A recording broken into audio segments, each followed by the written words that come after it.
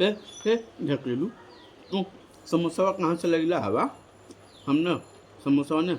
traffic के दुकान के पास से ले ली ए ढकेलू तुम्हें समोसा कितने में देना है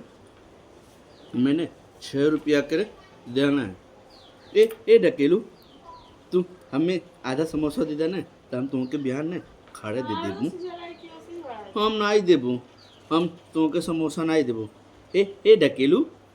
तू समोसा घर में खा जाला